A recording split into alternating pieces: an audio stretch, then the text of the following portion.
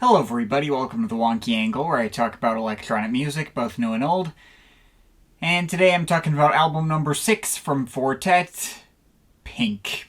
Alright, time to get back to Fortet, and we're now officially in the second half of his career. I don't think this was a project that many people thought all that much of at the time, since it was originally just a compilation of previously released material.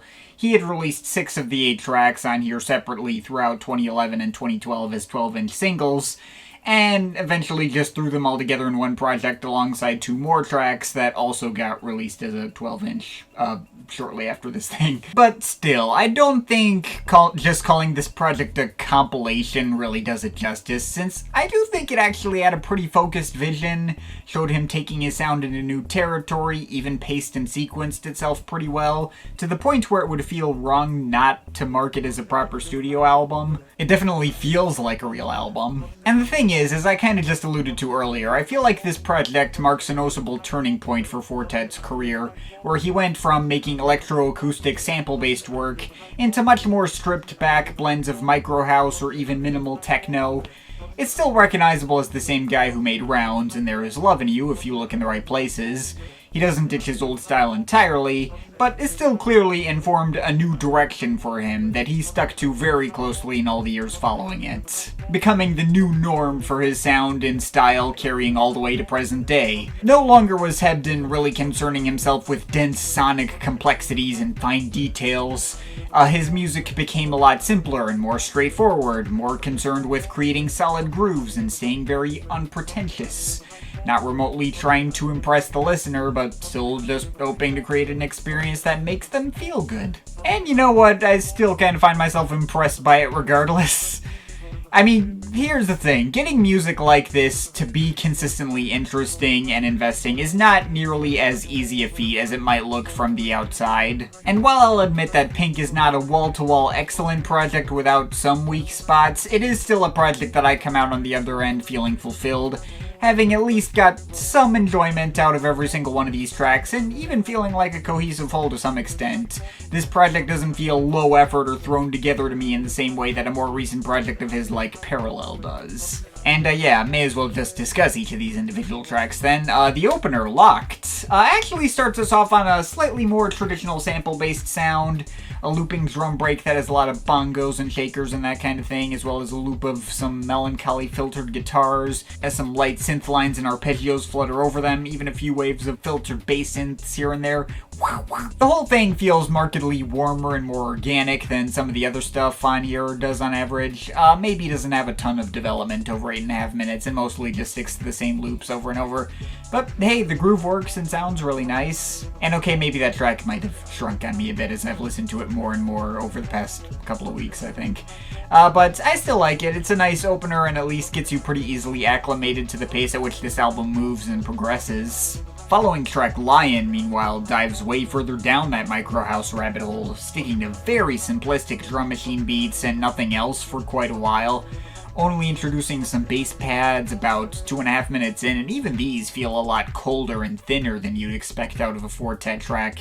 Maybe a few really subtle rhythms come and go, maybe there's a few snares punching through the mix at around the 5-minute mark, and then a bunch of kalimbas providing some more melodic texture right after that. It's just so minimalistic and plain and straightforward. I'll even be honest and say I don't even feel like I properly get pulled in until those kalimbas come in, and that felt like a bit too long a wait for it to really get going for my liking.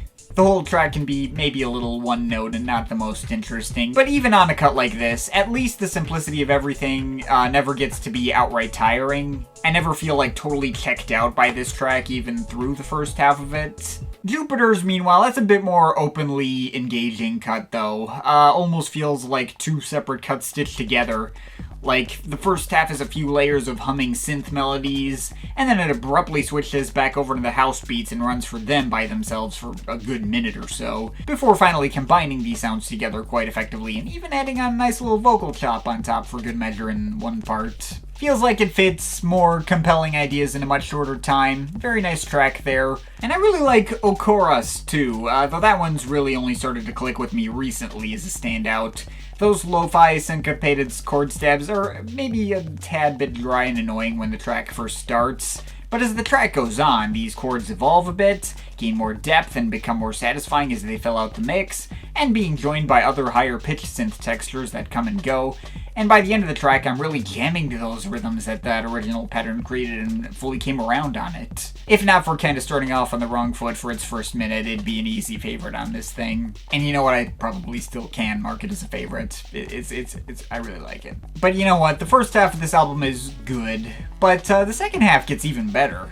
Well, not all of it. 128 Harps is kind of a less interesting cut with some yapping vocal snippets, going over its energetic drum breaks and harp melodies. The harps themselves sound really good, but the rest of the track feels a bit underdeveloped. And I'm not sure how this track has managed to both feel a bit too long and too short, depending on the listen. That one's okay.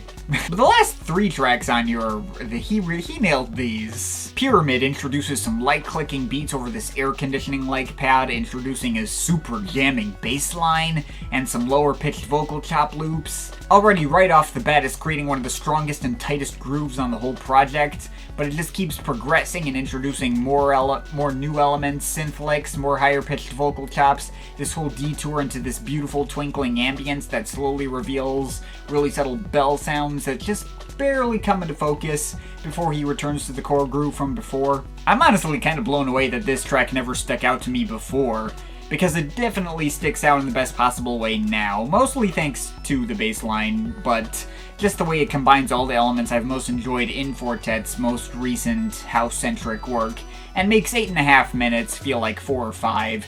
That one's an underrated gem if I ever heard one. Meanwhile, next you got Peace for Earth, an 11-minute plinking synth ambient piece that he's also tried to replicate the success of quite a few times with stuff like LA Trance and Parallel 1 and all those. But this still might beat those cuts out. Certainly has more dimensionality, and the particular synth textures he went for do have a markedly lighter and fittingly more peaceful feel to them. Definitely sticks out like a sore thumb in this album's track listing, but not in a bad way. It doesn't tank the pacing or feel totally out of place or something like that. I really can't complain too much when he still brings a lot of really nice atmosphere here and even thankfully lets this track progress a bit more over the course of its lengthy running time. Starting out with simple shifting lo-fi pads, but getting much more energetic and rhythmic as the track goes on, despite never introducing any drums. But of course, I think most of us can agree that he saved the best track for last. Pinnacles is the most obvious look back into some of the stuff he was doing in his rounds days, with these much jazzier sounding mixes of this really rough and gritty sounding upright bass, and bright piano chords going over shuffling drums and tambourines.